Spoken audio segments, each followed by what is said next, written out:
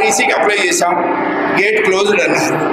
అంతా అయిపోయిన తర్వాత 10 లక్షలు ఇస్తే మా గేట్ ఓపెన్ అయ్యి ఉందన్న. సరే ఆ కాలేజీకి వెళ్ళి 10 లక్షలు ఇచ్చి చదువు కొనుక్కొని వచ్చాను. చదువు కొని రాలేదుగా, చదువు కొనుక్కొని వచ్చాను. మోహం అంటే ఏంటన్నారు? వ్యామోహానికి దశరథుడు, మోహానికి శూర్పణఖ నిదర్శనము అన్నారు. రాముడు ఎందుకు మనస్సు ఉండి ప్రాణం వదిలేశాడు. రాముడు వద్దు అంటే ప్రాణాన్ని లక్ష్మణుడు వైపు పెట్టి ముక్కు చెవులు వదిలేసింది శూర్పణఖ. అంత తేడా ఉంది వ్యామోహానికి మోహానికి. వెంటనే వశిష్ఠుడి దగ్గరికి వెళితే ఆయన దశరథుడికి బాగా క్లాస్ పీకాడు.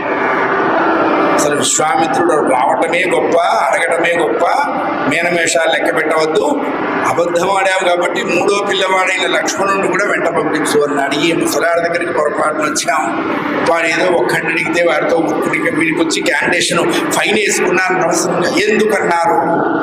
సీత లేని రాముడు రామాయణంలో కనపడతాడు, లక్ష్మణుడు వెంటలేని రాముడు ఎక్కడా రామాయణంలో కనపడదు. రాముడి కంటే ముందు మనకి లక్ష్మణ దర్శనమే అవుతుంది. ఎందుకు అన్నారు? దాసుడి ద్వారానే పరమాత్మని దర్శనం చెయ్యాలి. ఆ పిల్లలిద్దరినీ సిద్ధం చేశారు. పిల్లల్ని తీసుకొని బయలుదేరారు విశ్వామిత్రుడు. అసలు బాలకాండలో ఎవరు నిజమైనటువంటి కథానాయకుడు అంటే విశ్వామిత్రుడే కథానాయకుడు, రాముడు కాదు, లక్ష్మణుడు కాదు. ఆ పిల్లల్ని తీసుకొని అర్థయోజన ప్రయాణం చేసి సాయంత్రానికి సరయూ తమస సంగమ ప్రాంతంలో ఆగారు విశ్వామిత్రుడు. బల అతిబల అనేటువంటి 2 విద్యలను ఉపదేశించి ఆ రాత్రి ఒక చక్కటి వనంలో వాళ్ళకి విశ్రాంతి ఏర్పాటు చేసి లేత పచ్చిక చిగుళ్ళ పరుపు, కందమూల దుంపలు భోజనం. వాళ్ళు సూర్యవంశపు రాజకుమారులు, ఏనాడు సూర్యుడిని చూడలేదు. ఇక్కడ అవే గతైంది. ఎందుకు చెప్పారు అన్నారు? నాన్న, ఏది ఎక్కడ దొరికితే భగవత్ప్రాప్తంగా ఉంటే వాడికి దుఃఖం లేదురా అని చెప్పడం కోసం చూపించారు. ఆ రాత్రి శయనించారు. ఆ శయనానికి ముందు విశ్వామిత్రుడు రామలక్ష్మణుల యొక్క శోకకరుల సొగసు చూస్తూ జాగరణ చేసి తెల్లవారితే విధియుక్తమైనటువంటివన్నీ చేసుకొని రాముణ్ణి చాలాసేపు నిద్ర మేల్కొల్పాడు. ఆయన మేల్కొంటాడా? అసలు ఆయనకి నిద్ర ఉందే? భగవంతుడు నిద్రపోడు, ఆయన యోగ నిద్ర. మనకి నిద్ర, నిద్ర ఏంటి ప్రతీక అన్నారు? మరణానికి ప్రతీక నిద్ర. అందుకని నిద్ర లేచాము అంటే మరణంలోంచి బయటకు వచ్చాము. ఒకవేళ అమోహంతోనే వచ్చాము అనుకోండి, అంతకుముందు లేచిన వాడు నాయన మొహం కడుక్కో చూడలేక చస్తున్నాం, వాడు మరణంలోంచి బయటకు వచ్చాడు. పరమాత్మని కౌసల్య సుప్రజా రామ సంధ్యా ప్రవర్తతే. కౌసల్య ముద్దుల కొడుక, ఇక నటిస్తూ పడుకున్న చాలిక లే అన్నారు. వెంటనే లేచారు స్వామి. సరయూ తమసా సంగమంలో స్నానం చేసి అనుష్ఠానం చేసుకొని సంధ్యావందనం చేసుకొని ఆయన వెంట అరణ్యంలో పెడుతూ ఉంటే అక్కడ ఎన్నో ప్రదేశాలు చూపించారు. బ్రహ్మ మానస సరోవరం ఉద్భవించిన చోటు చూపించారు. ఇంద్రుడు ఉత్తరాసుర సంహారంలో ఆ చెమట మలము వస్తే ఆ రెండు దేశాలుగా మలద కరుష దేశాలుగా వచ్చాయి. అదితి వామనుణ్ణి పొందటానికి తపస్సు చేసినటువంటి సిద్ధాశ్రమాన్ని చూపించారు. పరమేశ్వరుని 3వ కన్నుకు దగ్ధమైనటువంటి మన్మధుడి యొక్క బూడిద, అదే అంగదేశము అన్నారు, దాన్ని చూపించారు.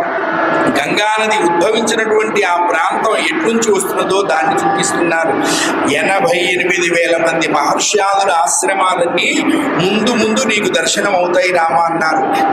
ఎంతకాలం పట్టింది అన్నారు? 14 ఏళ్ళు పట్టింది 88,000 మంది అకౌంట్ సెటిల్ చేయడానికి. అందుకే కైక పర్టికులర్గా 14 వర్ష పర్యంతం అని చెప్పింది, దండకారణ్యం ఆశ్రిత. అలా వెళుతూ ఉంటే ఓసన ఓసన ఓసన ఈ మనుజుల వరుకొనద్దు ఇల్లు గుమ్మన ఓసన నరోసన నరోసన ఓసన నరోసన నరోసన. కామాశ్రమము అని అక్కడ ఒక మంచి నగరం కనపడ్డది. ఆ నగరంలో అన్ని పుర్రెలు ఎముకలే కనపడ్డాయి. ఏంటంటే ఇక్కడ మనుషులు లేరా అన్నారు. వంశపానే టైం ఉండేవాడురా. సుకేతుడనే యక్షుడి కూతురు, సునందుడనే యక్షుడి భార్య అగస్త్య మహర్షి శాపం చేత తిరుగుతున్నటువంటి తాటక ఈ కామవనాన్ని మొత్తం సర్వనాశనం చేసింది అన్నారు. దాని పేరు కామాశ్రమము అన్నారు. అది వస్తున్నదిటండి తాటక. అదృష్టవంతురాలు. ఎందుకు అన్నారు, రాముణ్ణి చూసిన తర్వాత మరెవరిని చూడలేదని. దానికి ముందర విశ్వామిత్రుడు కనపడ్డాట. నరమాంసం, అందులో కూడా పురుష మాంసం తిని బ్రతకమని అగస్త్యుడు శపించాడు. అందుకని విశ్వామిత్రుడిని చూసిందిట, వీడు ఎక్కువ రోజులు ఉండడు, ఇది ఎక్స్పైరీ డేట్ అయిపోతున్న ముందు వీడి ముందర తినేయాలి. ఈ పిల్లల్ని తొందరగా తినకూడదు, ముక్కల పచ్చడి కింద కొట్టాలి, బాణలో ఊరేయాలి. బాగా ముక్కల పచ్చడి, మాగాయ ఆవకాయ 3వ రోజుకు బాగా ఊరుతాయి. వాల్మీకి కాలంలో కళ్ళు లేదు, నారాయణదాస్ గారి కాలంలో కళ్ళు వచ్చిందిగా. దానికి కాంబినేషన్ చెప్తారు. కళ్ళుద్రా ఉన్నప్పుడు ఊరగాయ పాడంగా మహానుభావుడికే తెలుసు. కళ్ళు తాగేవాళ్ళంతా బాదవాకు మీద పచ్చడి టచింగ్ పెట్టుకుంటారు. అంటే మీరు అడుగుతారు, మీకు ఏమన్నా పర్టికులర్ వాళ్ళు చెప్పింది చెప్తున్నా అంతే. అది కూడా ఎందుకు ఉన్నదో ఉన్నవాడితో వస్తున్నా, లేకపోలేక పీక్కోలేక. కళ్ళు త్రాగే వాళ్ళంతా పచ్చడి నాలుగుకి రాసుకుంటారట. ఈ తాటక అనుకున్నదిట, మంచి కళ్ళు దొరికినప్పుడు ఈ పిల్లల్ని ముక్కల పచ్చడి కింద కొట్టి బాణలో వేస్తాం కదా, ఆ పచ్చడి కొనేదా కొంతకాలం భగవంతుణ్ణి ఎట్లాగో అట్లాగే ఆశ్రయించాలండి. ప్రేమతో ఆశ్రయించవచ్చు, ద్వేషంతో ఆశ్రయించవచ్చు, వైరంతో ఆశ్రయించవచ్చు. తగలబడుతున్నటువంటి కట్టెకి ఇంకో కట్టె తగిలితే ఇది కూడా తగలబడుతుంది. భగవంతుడు అటువంటి వాడు. ఆయన్ని మింగటానికి వచ్చింది. విశ్వామిత్రుడి ఆదేశంతో తాటగా నిబర్హణం చేశారు రామచంద్రమూర్తి, సంహరించలేదు. ఇక్కడ విశేషం ఏమిటి అన్నారు, బాలకాండలో 3 గొప్ప క్రతువులు చేశారు రామచంద్రమూర్తి. తామస సంహరణం, రాజస స్వీకరణం, రాజస సంస్కరణం, సాత్విక స్వీకరణం. తామస రూపంలో ఉన్న తాటకిని సంహరించారు, రాజస రూపంలో ఉన్న అహల్యను సంస్కరించారు, సాత్విక రూపంలో ఉన్న సీతమ్మను స్వీకరించారు. ఎవరు చేయగలరు అన్నారు, ఎవడు త్రిగుణాతీతుడో వాడు మాత్రమే చేయగలరు అని చెప్పారు. తాటగా నిబర్హణమైన తర్వాత యాగాన్ని రక్షిస్తూ సుబాహుని సంహరించి మారీచుని పశ్చిమ సముద్రంలో పడేట్టుగా కొట్టి అక్కడ నుండి గౌతమాశ్రమానికి వెళితే వాల్మీకంలో అహల్య రాతిగా పడి ఉన్నదని చెప్పలేదు. వాయుపక్ష నిరాహార తప్యంతి భస్మశాయిని అని చెప్పారు. తర్వాత 28 ఆర్ష రామాయణాల్లో అహల్య రాతిగా ఉన్నది అని చెప్పారు. నారాయణదాస్ గారు కూడా అధ్యాత్మ రామాయణాన్ని ఆశ్రయించారు. రామచంద్రమూర్తి పాదం ఒక రాతికి తగిలిందిట, అది కరిగింది. ఒక దివ్యమైన మహిళామూర్తిగా సాక్షాత్కరించింది. రాముడికి నమస్కరించింది. రామ, సగుండవు ఎక్కుండవు సజ్జన రక్షకుండవు, జగము మీకు వేరు కాదు, స్వర్ణం నాకు సాయవలను, మీ పదం పవిత్ర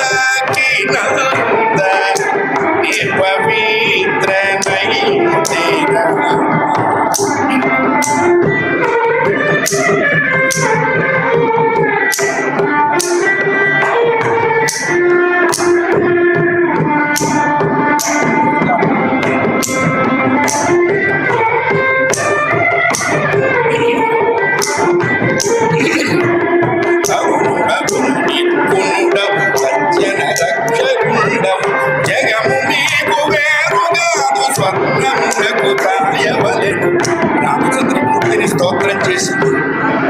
గౌతముల వారు వచ్చి నమస్కరించి ఆవిడని తీసుకొని వెళ్ళిపోయినారు. అహల్య వృత్తాంతం అంతా చెప్పారు.